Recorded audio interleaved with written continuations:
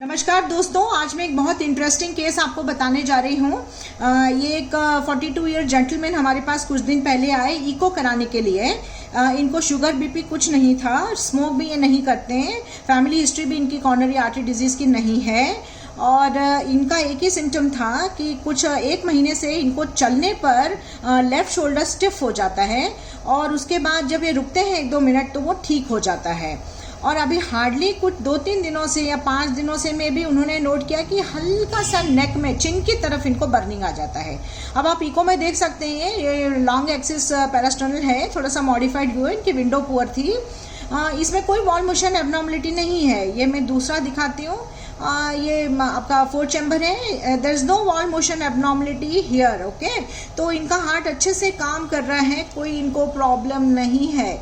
थोड़ा सा mitral regurgitation था। ये शॉर्ट एक्सिस है, इसमें भी हार्ट इनका बिल्कुल ठीक से काम कर रहा है, यहाँ भी ठीक से काम कर रहा है हार्ट, आप देख सकते हैं। और ये लास्ट एक और मैं दिखाने जा रही हूँ, यहाँ भी इनका हार्ट बिल्कुल ठीक से काम कर रहा है। तो there was no damage as far as the echo is concerned. हमने क्या किया एक्चुअली, इनको जो है अगर मैं इनको ऐसे जाने देती तो मुझे ना अच्छा नहीं लग रहा था। मुझे लगा इनको डिजीज तो है कॉर्नरी आर्टरी डिजीज, क्योंकि सिम्टम्स बहुत ही सजेस्टिव है और इनको जब जब ये चलते हैं इनको ये प्रॉब्लम आ रही है। तो अपना काम करते हैं, ये चलते हैं रुकते हैं, चलते हैं रुकते हैं।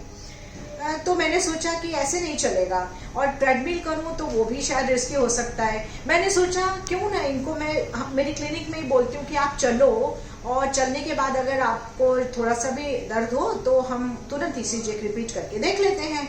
तो ऐसा ही हमने किया। तो उन्होंने हार्डली कुछ 2-3 मिनट चला होगा मे बी, या 5 मिनट ही वॉक्ड और हमने सारे सामान अपना रेडी रखा ईसीजी का और हमने तुरंत उनका ईसीजी किया। ये जो फर्स्ट ईसीजी है, ये फर्स्ट ईसीजी पे प्लीज फोकस करिए, बिल्कुल ही क्लियरली आप फोकस करें नेगी जी। ये इनका ईसीजी वो है जो इन्होंने कुछ 15-20 दिन पहले कराया होगा। तो इसमें आप देख सकते हैं लीड 1, 2, 3। इसका पिक्चर क्लियर नहीं आया है, AVR, AVL, AVL। इसमें लिम लीड्स में कोई एसटीटी चेंजेस नहीं है। फिर V1, V2, V3 में आप देखिए इसमें नॉन स्पेसिफिक एसटीटी चेंज बोल सकते हैं क्योंकि टी वेव फ्लैट हो गई है। V4, V5, V6 में भी तो एज सच ये बहुत ज़्यादा कॉन्क्लूसिव ईसीजी नहीं है। This will go as essentially a normal ECG, right. तो इनके फिजिशियन ने इनको ब्लड थिनर और कोलेस्ट्रॉल के ड्रग पे डाल दिया था। फिर हमने इनको चलाया, ठीक है। अब आप देखिए चलाने के बाद जब इन्होंने कुछ 5 मिनट्स वॉक किया है, अब यहाँ देखिए लिम लीड 1, 2 में हल्का सा एसटी डिप्रेशन आ गया, ये ना यहाँ से आप इसे कंपेयर करेंगे। 3 और इसमें कुछ नहीं है, लेकिन एवीआर में आप देख सकते हैं एसटी एलिवेट कर गया है। आप यहाँ पे एवीआर दिखाइए एक बार और, आप यहाँ का एवीआर में एसटी सेगमेंट देखिए, ये बिल्कुल आइसो इलेक्ट्रिक है और यहाँ देखिए हल्का सा एसटी जंक्शन पॉइंट पे एलिवेट कर गया है एवीआर में। फिर एवीएल में थोड़ा सा डाउन, एसटी डाउन दिख रहा है, एवीएफ में भी थोड़ा सा डाउन है ST segment. But look at chest leads, ये V1 is okay, but look at V2 clear ST depression and look at V3, my goodness, यहाँ से यहाँ तक एसटी डिप्रेशन हो गया। सो सिग्निफिकेंट एस्टिलेशन V3। अगेन V4, ये आपका आइसोइलेक्ट्रिक पॉइंट है, सिग्निफिकेंट, एटलीस्ट ऑलमोस्ट 4.5 मिलीमीटर का ST depression. So V3, V4, V5, look at it, V6. So there is diffuse ST depression in the chest leads and there is ST depression in few of the inferior leads and there is ST elevation mild in AVR. Now इस समय इनको pen हो रहा था, इनको significant left side पे shoulder पे stiffness हो गई थी। अब आप देखिए ये क्रोनोलॉजी में ये आपका है 17:42:01, ठीक है।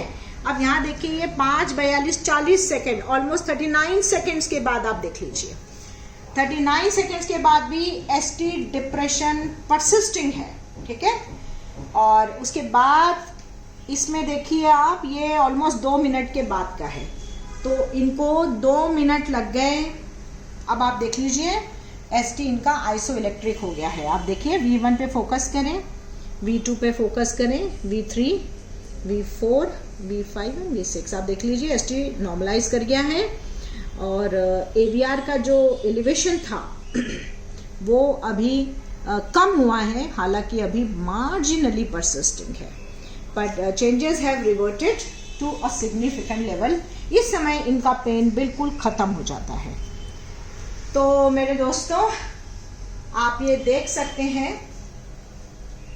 कि हमने सिर्फ 5 मिनट चलाया और ये चेंजेस आ गए हैं।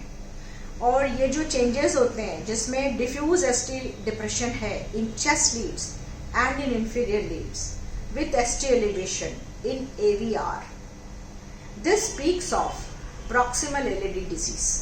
तो इसका मतलब इनकी हार्ट की जो 3 नाड़ियां हैं उसके मुख्य नाड़ी में, और वो भी बिल्कुल जहां से वो शुरुआत होती है उसके प्रॉक्सिमल पार्ट में ब्लॉक की संभावना है।